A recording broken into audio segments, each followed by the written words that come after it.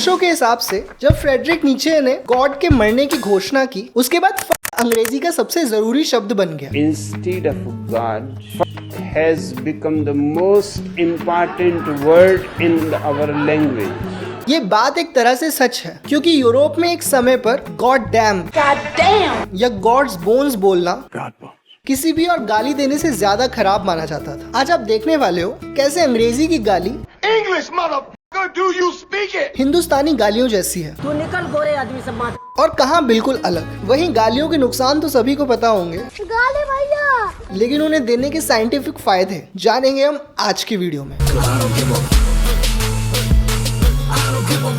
नमस्ते भाई लोग, मेरा नाम है गॉडडैम दादे। मैं बनाता हूँ हिस्ट्री और फिलॉसफी से जुड़ी बैच क्रेजी वीडियोस, और आज बारी है इतिहास की।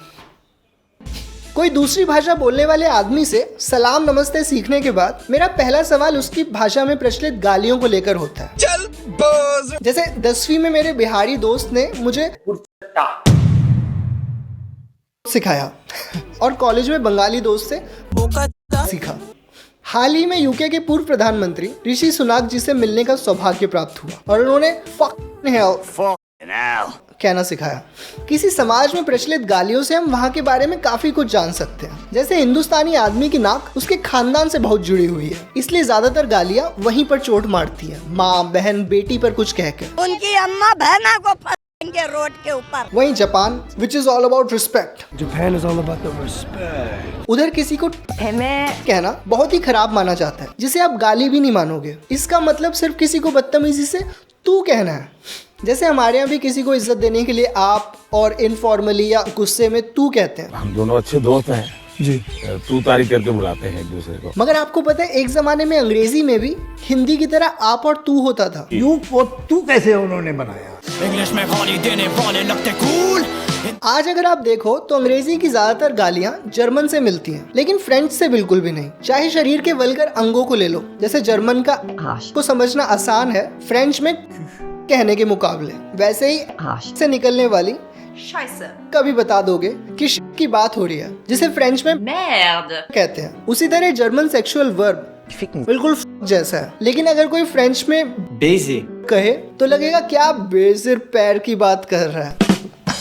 नर्क को जर्मन में और फ्रेंच में What the hell is wrong with you French? ये बहुत अजीब बात है, क्योंकि अंग्रेजी के 2/3 शब्द रोमांस रूट से आते हैं, जहाँ से फ्रेंच निकली है, और सिर्फ 1/4 जर्मैनिक रूट्स वाले हैं। इंग्लिश में वैसे तो हिंदी, अरबी, जापानी से लेकर स्पेनिश, इटालियन, रशियन तक हर लैंग्वेज के शब्द मौजूद हैं। लेकिन अंग्रेजी की असली कहानी 2 भाषाओं की कहानी है, जिन्हें करीब 1000 साल पहले एक साथ ला दिया गया, और तब से अंग्रेजी के शब्दों पर कब्जा करने के लिए लड़ रहे हैं। वो भाषाएं हैं ओल्ड इंग्लिश और ओल्ड फ्रेंच। ये कहानी आपको हिंदुस्तान में अंग्रेजी के साथ जैसे हमारे रिश्ते हैं English English English English English उसकी याद दिलाएगी। 11वीं शताब्दी में फ्रांस के नॉर्मैंडी का शासक विलियम द कॉन्करर इंग्लैंड की गद्दी पर कब्जा कर लेता है। इसकी वजह से इंग्लैंड का समाज 2 टुकड़ों में बट गया। गरीब मजदूर किसान जो ओल्ड इंग्लिश बोलते थे, जिसे मॉडर्न इंग्लिश और जर्मन निकली है, और अमीर राज करने वाले जो ओल्ड फ्रेंच बोलते, मॉडर्न फ्रेंच की पूर्वज। यही वजह है कि अंग्रेजी की बहुत सारी गालियां जर्मन से मिलती हैं। The bastard, bastard, der Bastard, exactly the same, spelling is the same.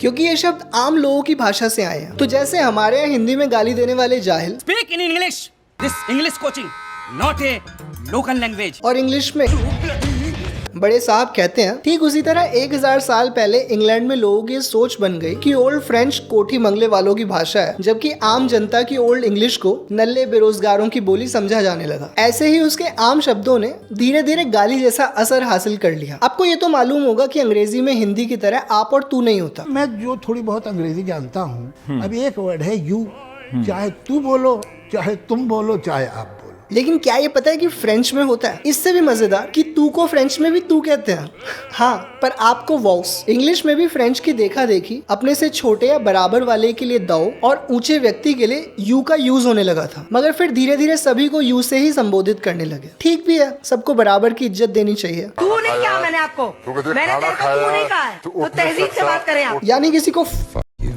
कहना एक तरीके से तमीज से गाली देना है। जो सोचे तो काफी फनी बात है। सिर्फ तमीज से ही नहीं, गाली देने के और भी कई तरीके हैं जो आपको मालूम होने चाहिए।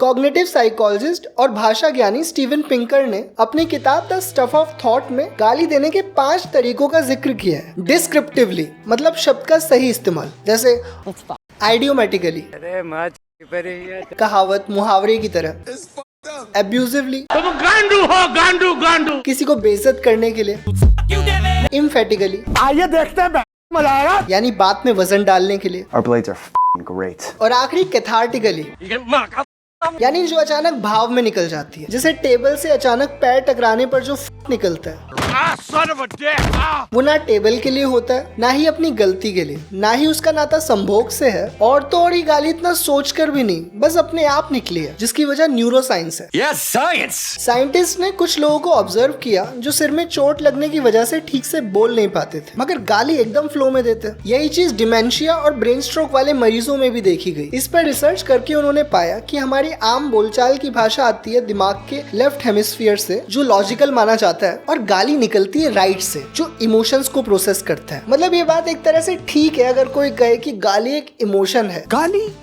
इमोशन है, शब्द नहीं है, जो दिल से निकलती है। बात तो सही है। इसके कुछ फायदे भी हैं, जैसे गाली देना हमारे दर्द सहने की क्षमता बढ़ाता है। 2009 की एक स्टडी में लोगों को ठंडे पानी के अंदर हाथ डालकर रखने के लिए कहा गया। उन्होंने पाया कि आम शब्दों के मुकाबले कुछ लोग गाली देकर ज्यादा देर तक अपना हाथ पानी के अंदर रख पाए। गाली देने वालों ने दर्द भी कम महसूस किया। ये स्टडी करने वाले रिचर्ड स्टीफन कहते हैं, मैं तो यही सलाह दूंगा कि अगर चोट लग जाए तो गाली बकें। दोस्तों ऐसी वीडियोस बनाने में बहुत समय और मेहनत लगती है, ऊपर से डीमोनेटाइज होने का खतरा भी है। अगर आप चाहते हैं मैं ऐसा कंटेंट लगातार बना पाऊं तो चैनल मेंबरशिप ज्वाइन करना मुझे सपोर्ट करने का बेस्ट तरीका है। सेकंड बेस्ट तरीका है वीडियो लाइक, शेयर, सब्सक्राइब और हाइप करना, ताकि तुम्हारे भाई का ये चैनल पूरी दुनिया तक पहुंच सके। मगर इससे पहले कि आप फैसला करो, गाली बकेंगे। इसी पर और रिसर्च में स्टीफन ने पाया कि जो लोग हर वक्त गाली देते हैं उन्हें कुछ खास फायदा नहीं होने वाला दर्द सहने में। ये नुस्खा कभी कभी गाली देने वालों पर ही असर करता है। मैं गाली नहीं दे सकता। नहीं, गाली नहीं देना। लेकिन असर तो करता है ना। फिर जान लेते हैं अंग्रेजी की सबसे मशहूर गाली के बारे में। हिंदी में कोई पर्यायवाची नहीं मिलता, अगर है तो कमेंट में बताओ। हालांकि जैसा हमने वीडियो की शुरुआत में देखा था, जर्मन में, फ्रेंच में, डेजी और कई यूरोपियन भाषाओं में इसके भाई बहन मौजूद हैं। ये शब्द आया है ओल्ड जर्मेनिक रूट से, जहाँ इसका मतलब ऑफ कोर्स सेक्सुअल मीनिंग के साथ साथ मारना या आगे पीछे मूव करना भी रहा है। मगर पहले इसकी छवि उतनी खराब नहीं होगी, क्योंकि पुराने रिकॉर्ड्स में काफी नाम दर्ज हैं का इस्तेमाल करते हुए, जैसे 1278 में जॉन ले फकर, 1287 में रिक विंडफक, 1310 के कोर्ट रिकॉर्ड में Roger fuck by navel by navel, Hindi में कहते हैं रॉजर नाविचो। इस चिड़िया का नाम भी विंड था। हिंदी में भी बड़ा मस्त नाम है इसका, नहीं हवा नहीं, खेर मुतिया कहते हैं। 18वीं शताब्दी से की छवि खराब होना शुरू हुई, जब इस शब्द से बढ़कर एक गाली में तब्दील हो गया। 1966 में पहली बार किसी इंग्लिश डिक्शनरी में छापा गया, लेकिन अब ये गाली से भी बढ़कर एक नया रूप ले चुका है। One of the most interesting words in the English language today is the word fuck. सिर्फ एक ही शब्द से आप दर्द, आनंद, नफरत, गुस्सा, प्यार सब जाहिर कर सकते हो, और इस एक ही शब्द से अंग्रेजी की व्याकरण भी सीख लोगे। जैसे वर्ब की तरह इस्तेमाल हो सकता है, दोनों ट्रांजिटिव John fucked Mary और इंट्रांजिटिव भी। Mary was fucked by John. Noun भी है Mary is a fine और एडवर्ब भी। Mary is fucking beautiful. मगर यहाँ ओशो थोड़े से गलत हो गए। लिंग्विस्ट जॉफ्री नंबर्ग के हिसाब से वेरी या एक्स्ट्रा ऑर्डिनरीली की तरह एडवर्ब नहीं, क्योंकि अगर कोई पूछे हाउ ब्यूटीफुल इज मैरी, तो जवाब में कह सकते हो वेरी या एक्स्ट्रा ऑर्डिनरीली, लेकिन ये नहीं कह पाओगे कि how beautiful is Mary. Adverb के साथ साथ स्टीवन पिंकर, जिन्होंने गाली देने के 5 तरीके बताए थे, कहते हैं कि एडजेक्टिव भी नहीं है, क्योंकि अगर मैं कहूँ कि ड्राउन द कैट, तो ये कहना भी ठीक होता कि drown the cat which is जैसे ड्राउन द लेजी कैट को drown the cat which is lazy बोल सकता हूँ। और आखिर में लिंग्विस्ट जेम्स डी मकॉले के हिसाब से क्यू मतलब क्यों कहना कोई इम्पेरेटिव, यानी कोई आदेश नहीं। जैसे हम कह सकते हैं कि बर्तन धो और झाड़ू मार, लेकिन ये नहीं कह सकते कि बर्तन धो और क्यों। कैसे हो गया यार? पर ये शब्द आदेश देने के बजाय और बहुत कुछ जाहिर कर सकता है, जैसे ठगी, I got fucked at the used car lot. अज्ञान, Fuck if I know. दिक्कत, I guess I'm fucked now. गुस्सा, Fuck you. असंतोष, What the fuck is going on here? मुश्किल, I can't understand this fucking job. नाकाबिलियत, He is a fuck off. संदेह, What the fuck are you doing? मस्ती, I had a fucking good time. निवेदन, Get the fuck out of here. दुश्मनी, I'm going to knock your fucking head off. हालचाल, How the fuck are you? बेपरवाही, Who gives a fuck? आश्चर्य, You scared the shit out of me. बेचैनी, Today is really fuck. और तो और ये सेहत के लिए भी बहुत अच्छा है। अगर आप हर सुबह इसका ध्यान करो तो उठते ही ये मंत्र 5 बार जपना है। Fuck you 5 times. It clears your throat too.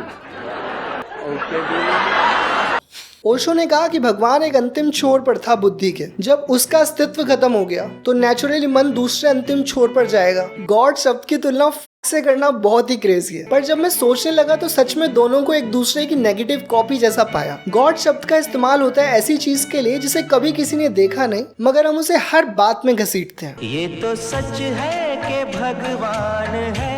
और दूसरी गालियां ऐसी चीजों के लिए जिन्हें हम रोज देखते हैं, शरीर, सेक्स, भावनाएं, मगर उनके साथ बर्ताव ऐसे करते हैं जैसे वो एग्जिस्ट ही नहीं करती। अगर ये वीडियो आपको सिर्फ अश्लीलता लगी तो Thank your God and fuck off. पसंद आई तो लाइक करो, अपनी फेवरेट इंग्लिश गाली कमेंट में लिखो। चैनल चलता रहे इसके लिए मेंबरशिप ज्वाइन कर सकते हो। ऐसे भारी कंटेंट के लिए चैनल सब्सक्राइब, और शादी पर ओशो की राय जानने के लिए ये वीडियो देखो। क्योंकि बचे हैं थोड़े दिन और गुजारने हैं।